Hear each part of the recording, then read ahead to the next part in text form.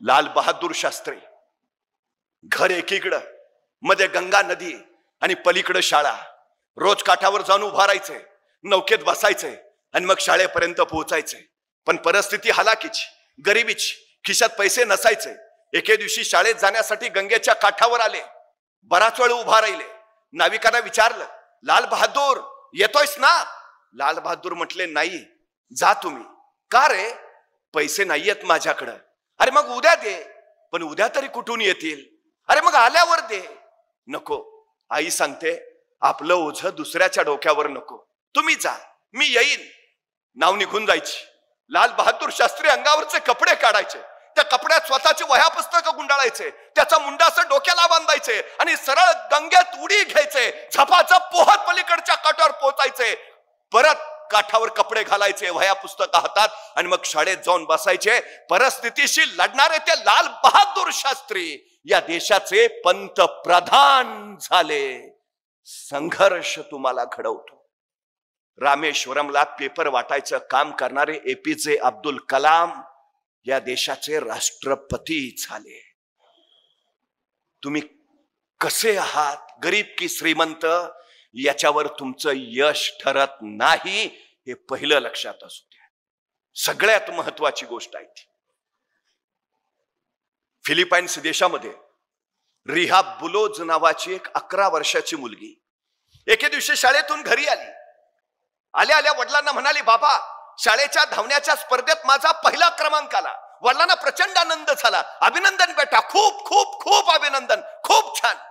तशी वडिलांच्या कुशीतनं बाजूला होत ती चिमुरडी रिहा म्हणाली, पण बाबा, आता माझा शाळेत पहिला नंबर आलाय ना, माझी राष्ट्रीय स्पर्धेसाठी निवड झालीय, पुढच्या महिन्यात स्पर्धा आहे बाबा. वडिलांना आणखी आनंद झाला. खूप छान, कॉंग्रॅच्युलेशन बेटा, अभिनंदन, राष्ट्रीय स्पर्धेत धावणार मुलगी माझी. पण त्याच वेळी ती चिमुरडी म्हणाली, पण बाबा, आता मी राष्ट्रीय स्पर्धेत पळणार ना, मग मला स्पोर्ट्सचे शूज लागतील. बाबा, घ्याल ना धावण्याचे बूट? वडील म्हटले, घेऊया. या महिन्याचा पगार आला ना की तुला स्पोर्ट्सचे शूज जरूर घेऊया. ती चिमुरडी आनंदाने उड्या मारत मारत सरावाला निघून गेली. दिवस गेले. आता राष्ट्रीय स्पर्धा 4 दिवसावर आली. त्या दिवशी ही रिहा वडिलांकडे गेली. बाबा, स्पर्धा 4 दिवसावर आली आहे, तुम्ही स्पोर्ट्सचे शूज घेतो म्हणालात, घ्या ना बाबा. 2 दिवस तरी मला शूज घालून सराव करायला नको का? घ्या ना बाबा. कधी घेणार? पोरीचे बोल ऐकले आणि वडिलांच्या डोळ्यातनं खळ खळ खळ अश्रू खळायला लागले.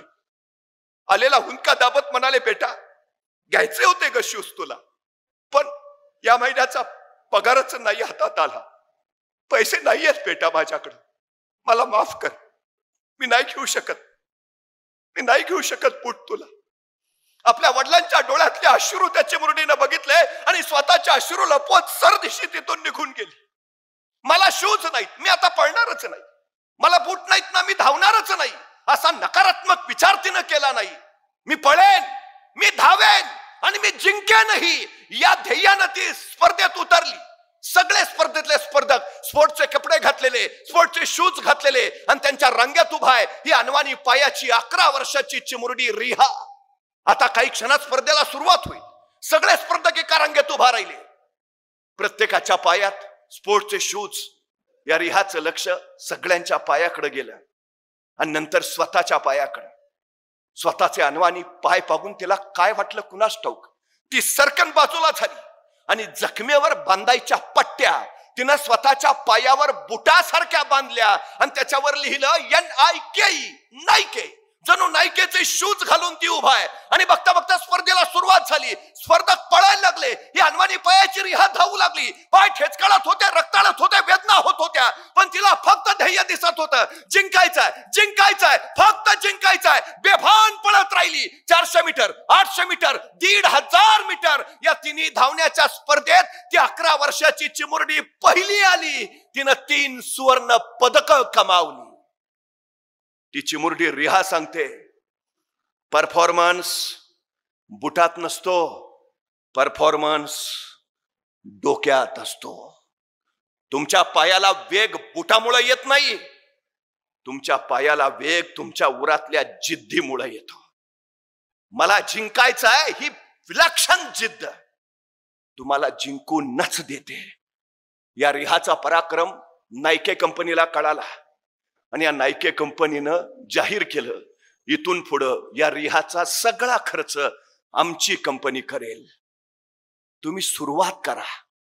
सगळी सृष्टी तुमच्या पाठीशी उभा असते, सगळी सृष्टी. नाहीतर बघा ना, छत्रपती शिवाजी महाराजांनी स्वराज्य निर्माण केलं. काय होतं महाराजांकडं? सैन्य होतं, सामर्थ्य होतं, संपत्ती होती, होतं काय? काही नाही. पण तरी महाराजांनी शून्यातनं राज्य उभा केलं. म्हणजे महाराज शून्यातून राज्य उभा करतात आणि आमच्याकडे मात्र सगळं रेडीमेड तयार असताना आमच्या हातून काही होत नाही. नाहीतर एखाद्याला ढाल द्यावी, तलवार द्यावी, एवढंच काही त्याला घोड्यावर नेऊन बसवावा, त्याच्या पुढे जाऊन त्याला रणांगणात नेऊन सोडावा आणि मग म्हणावं, लेका आता तरी लढ. तरी पट्ट्या निवांतच. अरे लढ की. तुमचा लढू कसा? एका हातात ढाल आहे, दुसऱ्या हातात तलवार आहे, दोन्ही हात एंगेज आहेत, लढणार कसा? अरे मग निदान पळून तरी जा. पळू तरी कसा? घोड्यावर बसलो दिसत नाही का? चो बाजूनी अडचण आहे आमची. मुंगी बघितली? मुंगी मुंगी मुंगी केवढीशी, तिचं डोकं केवढंच, डोक्यातला मेंदू केवढाचा. तरी पण त्या मुंगीला बरोबर कळतं कुठल्या गावातल्या, कितव्या आळीतल्या, कितव्या घरातल्या, कितव्या खोलीतल्या, कितव्या कपाटावरच्या, कितव्या फळीवर किती नंबरचा साखरेचा डबा आहे. सांगावं लागत नाही, रस्ता दाखवावं लागत नाही. कणभर मुंगी पण ध्येय गाठते ना. अरे कणभर मुंगी ध्येय गाठत असेल, आपल्याला अडचण काय आहे? तुम्हाला माहिती आहे, मुंग्यांच्या अनेक प्रजाती आंधळ्या असतात. मुंग्यांना डोळे नाहीत. मुंग्यांच्या डोक्यावर अँटेने असतात. त्यातून टेस्टोरिन नावाचं केमिकल स्त्रवतं आणि त्याच्यावर मुंग्या चालत राहतात. डोळे नसलेल्या मुंग्या रांग चुकवत नाहीत, अजिबात नाहीत, अजिबातच नाहीत. सगळ्यात महत्वाची गोष्ट आहे ती. परवा एका तत्वज्ञाला कुणीतरी विचारलं, हे जग कधी संपेल? तो म्हटला, ज्या दिवशी एखादी मुंगी एकाच जागी निवांत आराम करताना तुम्हाला दिसेल, त्या दिवशी समजून जा जगाचा अंतकाळ जवळ आलाय. मला फक्त निवांत आणि आरामात बसलेली मुंगी दाखवा. चुकून दिसणार नाही, चुकून नाही, अजिबात नाही, अजिबात नाही. अखंड अखंड अखंड कार्यरत असते. माणसं काय काय सांगतात, इतकं काम मरायचंय का? कामानं माणूस कधीच मरत नाही. माणूस कामाच्या ताणानं मरतो, हे पहिलं लक्षात घ्या. बऱ्याच विद्यार्थ्यांची तक्रार आहे, आम्ही अभ्यास करतो पण लक्षात राहत नाही. बहुतेक परमेश्वरानं आम्हाला दिलंच नाही का काय? असं नाही, सगळ्यांना सारखं दिलंय. पण अडचण काय होते माहितीये? पाऊस रपारप पडतो, पावसाचे थेंब सैरा वैरा धावतात. सैरावरला पडलेल्या पावसाच्या थेंबातनं काही शक्ती तयार होते का? नाही.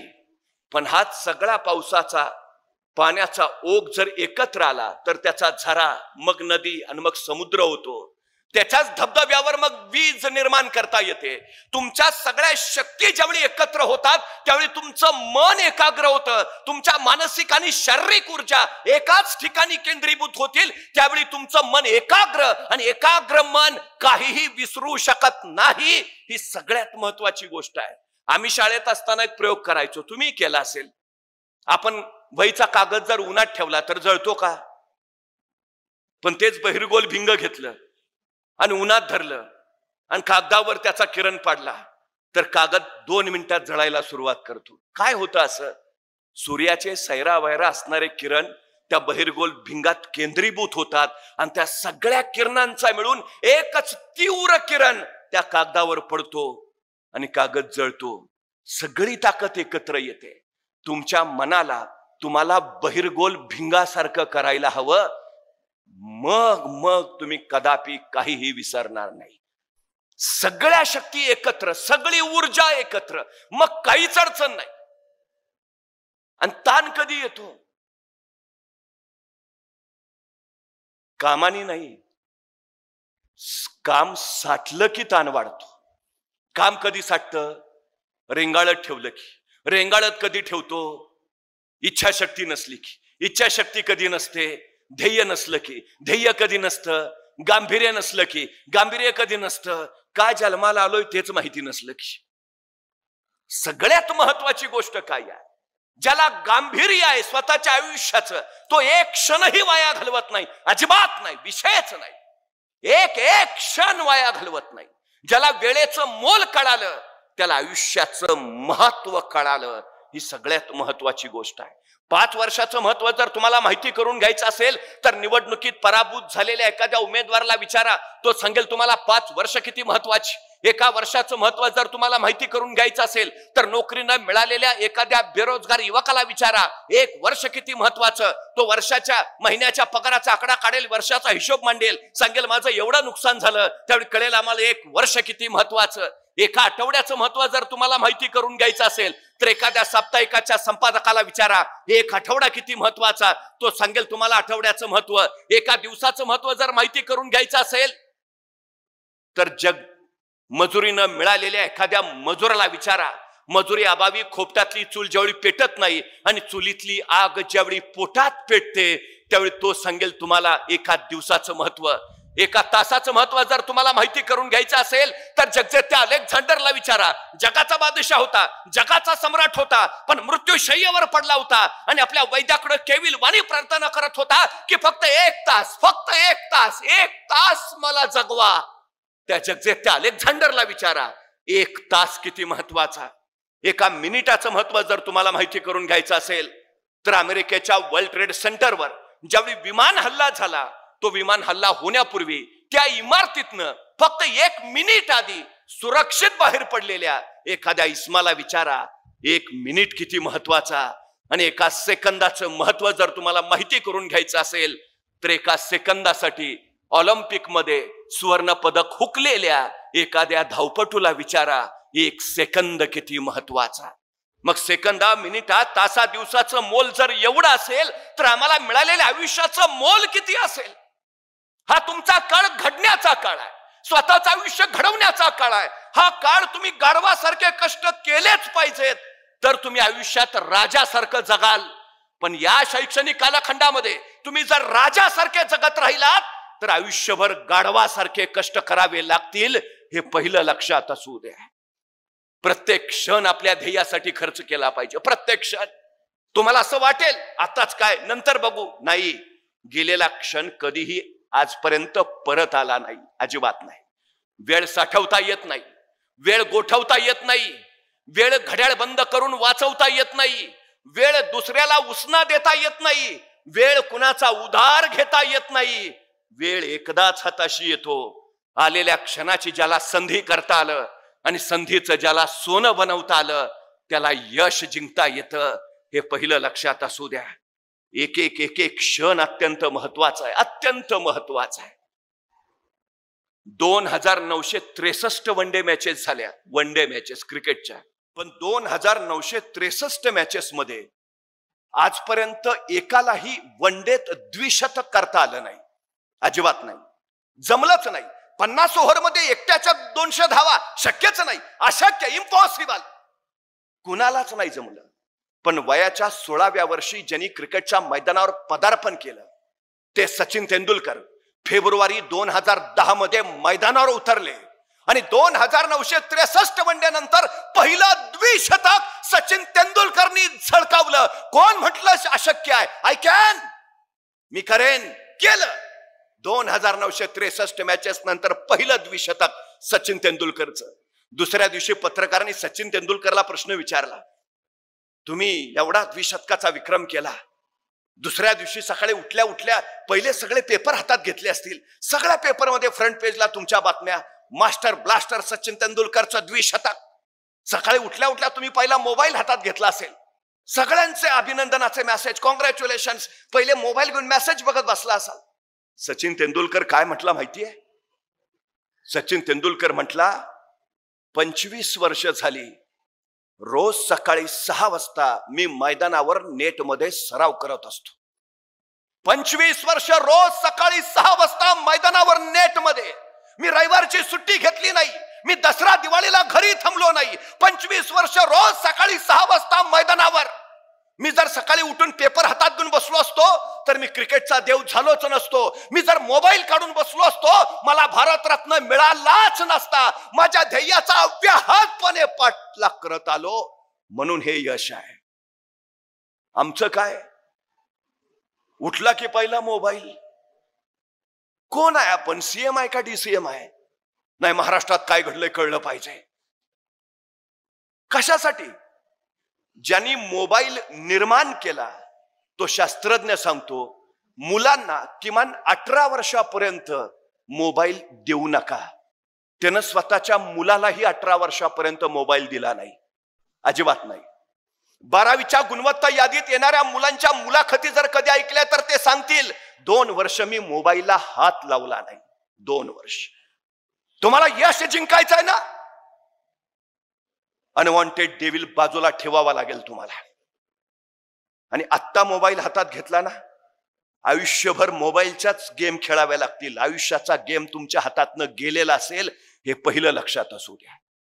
सगळ्यात महत्वाची गोष्ट आहे ती. सगळ्यात ज्याला घडायचं आहे त्यांनी काही शिस्त पाळायलाच हवी. शिस्त हीच यशाचं सगळ्यात मोठं सूत्र आहे, हे पहिलं लक्षात ठेवा. सुरुवात करा, अडचण नाही, आजपासून सुरू. मला सांगा महाराजांकडे काय होतं? 1645 ला महाराजांनी राजगड घेतला. बेवसाऊ होता, म्हणजे घेतला तर बांधला पाहिजे, बांधायचा तर पैसे पाहिजेत. होते का महाराजांकडे?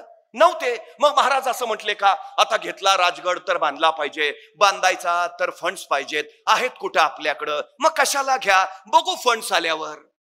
थांबले महाराज? नाही. महाराज म्हणले फंड्स येतील तेवढा येतील, राजगड तर घेऊया. 45 ला घेतला राजगड. 46 ला तोरणा जिंकला महाराजांनी, आणि तोरण्यावर महाराजांना सोन्याच्या मोहरांनी भरलेले 7 हंडे सापडले, आणि त्या संपत्तीतनं महाराजांनी राजगड बांधून पूर्ण केला. महाराज सांगताय तुम्ही सुरुवात करा, जगदंबा आशीर्वाद घेऊन तुमच्या पाठीशी उभा असते. आणि सुरुवात केली तर पोचाल ना. पोचतात ते जे सुरुवात करतात.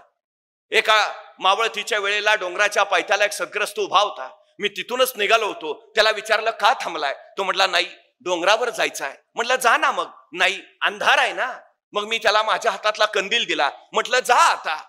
मी घरी निघून आलो. दुसऱ्या दिवशी पहाटे मी परत तिथं पोचलो. तो सद्ग्रस्त तिथंच उभा. मी त्याला म्हटलं अरे वा, जाऊन आला वाटतं. तो म्हटला नाही, गेलोच नाही. म्हटलं का? अंधार आहे ना. मी म्हटलं तुम्हाला कंदील दिला होता ना. हो दिला होता ना, पण त्याचा उजेड फक्त माझ्या पायापुरताच पडतो, मला किती लांब जायचं आहे.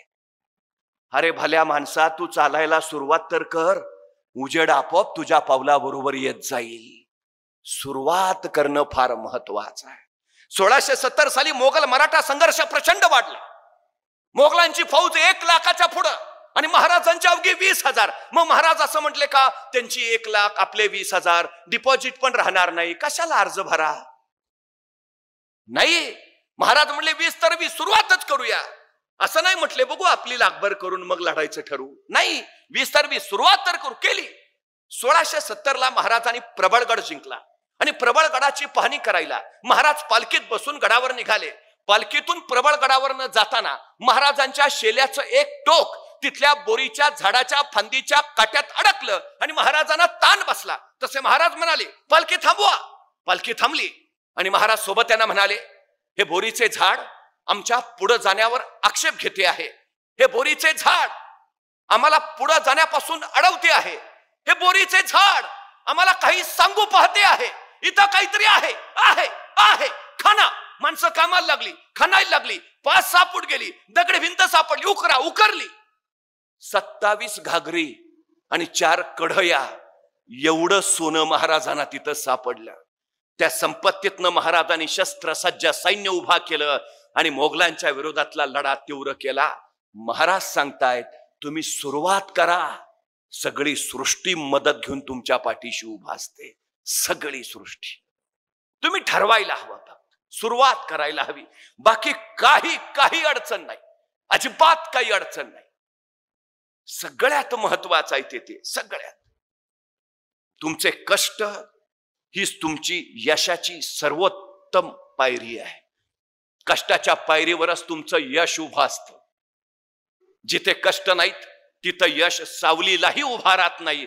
हे पहिलं आपण लक्षात घ्यायला हवं. सगळ्यात महत्वाचं मायकल फेल्प ऑलिम्पिक मध्ये जलतरणात ज्यांनी 8 सुवर्ण पदक कमावली. जगाच्या इतिहासातला पहिला जलतरणपटू आहे ज्यानं ऑलिम्पिक मध्ये 8 सुवर्ण पदक. 8. पत्रकारांनी त्याला विचारलं आतापर्यंत कुणाला जमलं नव्हतं, तुम्हाला कसं जमलं? आणि मायकल फेल्प म्हटला याच्यापूर्वी एका जलतरणपटूला ऑलिम्पिकमध्ये 6 सुवर्ण पदकं मिळालेली. मी त्याचा अभ्यास केला. माझ्या लक्षात आलं 6 सुवर्ण पदकं मिळवण्यासाठी तो जलतरणपटू रोज 6 तास पाण्यात असायचा, रोज 6 तास सराव करायचा. माझ्या लक्षात आलं 6 तास सराव करून जर 6 सुवर्ण पदकं मिळवता येत असतील, मला 8 सुवर्ण पदके मिळवायचे आहेत. म्हणजे मला 8 तास पाण्यात सराव केला पाहिजे. 4 वर्ष झाली मी रोज 8 तास पाण्यात आहे, रोज 8 तास तलावात, रोज. त्याच्या बळावर ही 8 सुवर्ण पदक आहेत. तुम्ही किती तास अभ्यास करता त्याच्यावर ठरतं तुम्ही किती टक्के मिळवणार आहात. ते अभ्यास न करता कुणाला मार्क्स मिळालेत अशक्य आहे. 8 तास अभ्यास करा 80% पडतील. 10 तास अभ्यास करा 100%. तुम्ही कष्ट किती करताय त्याच्यावर ठरतं तुम्हाला यश किती मिळणार. सगळ्यात आणि सगळ्यात महत्वाची गोष्ट आहे, सगळ्यात या जगात कुणालाही कष्टाशिवाय काहीही मिळालेलं नाही, अजिबातच नाही. एक साधू होते, चमत्कारी होते. ते नाचायला लागले की पाऊस पडायचा. काय तुमच्यासारखी 4 मुलं त्यांच्याकडे गेली, म्हटले तुम्ही नाचला की पाऊस पडतो म्हणे. साधू महाराज म्हटले खरं आहे ते. मग तुम्ही नाचल्यावर जर पाऊस पडत असेल तर आम्ही नाचल्यावर पण पाऊस पडला पाहिजे. साधू महाराज म्हटले बरोबर आहे, पडायलाच पाहिजे. असं नाही म्हटले, स्पर्धा लावायची. आम्ही पण नाचणार, तुम्ही पण नाचायचं, बघू पाऊस पडतोय का. दुसऱ्या दिवशी पहाटे 4 वाजता ही 4 मुलं आणि ते साधू शाळेच्या मैदानावर गेले.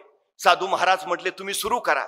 मग एका मुलाने नाचायला सुरुवात केली. 5 मिनिटं, 10 मिनिटं, 15 मिनिटं, 20 मिनिटं, 25 मिनिटं नाचला. थकला दमला बाजूला झाला, पाऊस पडलाच नाही. दुसरा मुलगा पुढे झाला, अर्धा तास पाऊण तास नाचला. थकला दमला बाजूला झाला, पाऊस पडलाच नाही. तिसरा मुलगा पुढे झाला, अर्धा तास पाऊण तास 1 तास नाचला. थकला दमला बाजूला झाला, पाऊस पडलाच नाही. तिसरा मुलगा पुढे झाला, तास, 1.5 तास, 2 तास नाचला. थकला दमला बाजूला झाला, पाऊस पडलाच नाही. मग साधू महाराज पुढे झाले. 12 वाजता त्यांनी नाचायला सुरुवात केली. साधू महाराज नाचत राहिले. 1 वाजला, 2, 3, 4 वाजले, 5 वाजले, 6 वाजले, 7 वाजले, रात्रीचे 8 वाजले. साधू महाराज नाचतातच आहेत. 9 वाजले, 10 वाजले आणि अचानक आभाळ भरून आलं आणि रप रप रप रप पाऊस पडायला लागला. ती मुलं म्हटली आम्ही नाचलो, पाऊस पडला नाही, पण तुम्ही नाचल्यावर मात्र पाऊस पडला, कसं काय. साधू महाराज म्हटले मला फक्त 2च गोष्टी माहिती आहेत. पहिली गोष्ट मी नाचतोय म्हणजे पाऊस पडलाच पाहिजे, आणि दुसरी गोष्ट जोपर्यंत पाऊस पडत नाही मला नाचलंच पाहिजे. ही यशाची 2 सूत्र आहेत. तुम्ही अभ्यास करताय ना, यश मिळालंच पाहिजे. आणि दुसरी गोष्ट जोपर्यंत यश मिळत नाही अभ्यास केलाच पाहिजे. या 2च गोष्टींनी माणसं यशस्वी होतात, दुसरं काही नाही, अजिबात नाही. आणि एक गोष्ट नेहमी लक्षात ठेवा, सगळ्यात महत्वाची गोष्ट आहे ती अभ्यास आकलनातून होतो. अभ्यास विषय समजून घेऊन होतो. तुम्हाला आज वर्गात शिकवायचं तर तुमचे टीचर आदला अख्खा दिवस अभ्यास करत असतात. उद्या तुम्हाला वर्गात जे शिकवायचं आहे आदला 1 दिवस तुमचे शिक्षक त्याचा अख्खा अभ्यास करतात, तेव्हा तुम्हाला तासभर शिकवायला वर्गात येतात. तुमचे शिक्षक तुमच्यासाठी जर एवढा अभ्यास करत असतील तर तुम्ही किती अभ्यास करायला हवा, किती करायला हवा. कष्टाला पर्याय नाही. यशाला शॉर्टकट नसतो, हे पहिलं लक्षात घेतलं पाहिजे. आणि पाठांतर, घोकमपट्टी हे तात्पुरतं यश देतील पण कायमचं अपयश पदरात टाकतील. पाठांतर करणारी मुलं जास्तीत जास्त 10वी पर्यंत यशस्वी होतात. नंतर मात्र त्यांचा ग्राफ कमालीचा ढासळतो, कारण ती घोकमपट्टीनं वर नका.